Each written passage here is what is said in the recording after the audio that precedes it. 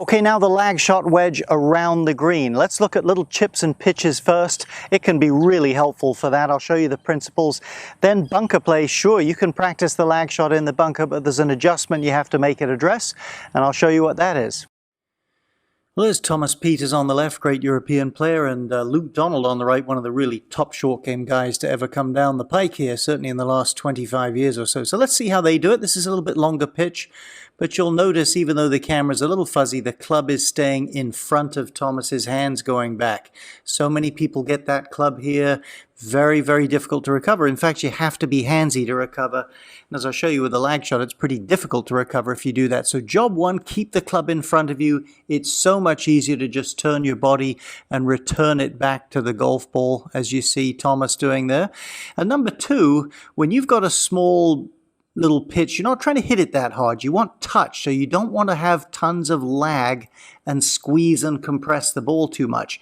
You want to let the club catch up to the hands and more or less slide under the ball a little bit. Softer shot, number one. Secondly, the club won't dig as much. It tends to slide off the turf.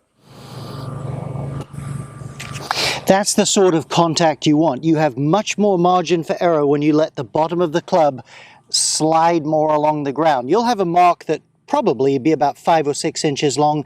The middle of that mark is the true bottom of the swing. As long as that's in front of the ball, you're okay. But you can begin to hit the grass just before the ball when you're close up to the green. The key is letting the club slide. It gives you margin for error. Once that club gets turned in and that front edge gets sharp, starts to stick in the ground, if you hit just the slightest bit behind the ball, you get a chunk shot. So take some practice swings. That's certainly the first thing. Get some motion. You'll feel motion in your body, you should, but you should also feel the club springing a little bit and catching up with your hands as we've discussed. Now, things you want to look for: tick-tock, tick-tock kind of rhythm, very even, no sudden acceleration, and pretty much the same length, more or less, on both sides of the swing. So let's have a go here. We'll get a couple of practice swings. Popped it on there just fine. I really get a sense when I practice with this, because of the extra swing, that I don't have to work too hard. I have to move, but I can feel the club doing the work for me. Take some practice swings, work with it a little bit, you'll start to get the feel. Then back and forth between your sand wedge for a couple of minutes, back to this, you'll start to get a good feel. So when we looked at the pros, we talked about how the club tends to stay in front of the hands, gives you so much more control, less speed, which is really something you want here. You don't have to react with your hands so much to square the club up. That's what we're trying to do here. And I'll tell you, with this lag shot, with all its twist and flex, if you get that behind you and jump at it a bit, you'll never get that club squared up. So grab something like a little bucket or just an imaginary bucket. Here's the image. Take the bucket back and forth. We don't want to manipulate it, but don't let it in any way tip out. So if I had, say, sand or water in there, I'd be able to keep it pretty much in there without any difficulty. That's the feeling. As I say, we're not trying to manipulate the club or do anything like that, but good body motion, bucket or club stays in front of me. And if you can get this kind of motion, get some rhythm, start to get a good bottom out point where the club's catching up to your hands and sliding off the grass a bit, you're on your way to consistency.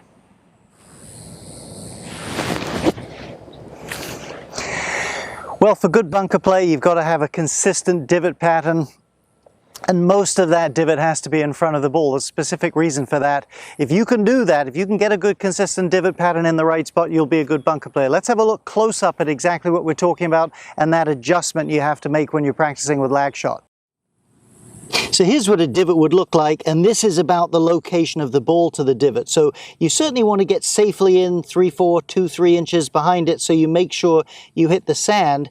But remember, the middle of the divot, right in there, that represents true bottom of the swing. You want the bottom of the swing past the golf ball so that the club's still descending and staying in the sand before coming up. You start hitting back here, you'll either have no kind of spin or length, or you'll come out of the divot and hit into the ball. So That's where our divot should be, mostly that side of the ball. Secondly, the lag shot, as we've said in this series, twists. The face tends to get open. We've talked a lot about closing the face and how you get rid of your slice by practicing with the lag shot. We don't want to practice closing the face so much for greenside bunker shots. We'd like the face a bit open. So just begin with the face about square, maybe even a little closed, suit yourself. Then as you come through, it will naturally be slightly open. You'll be in perfect position.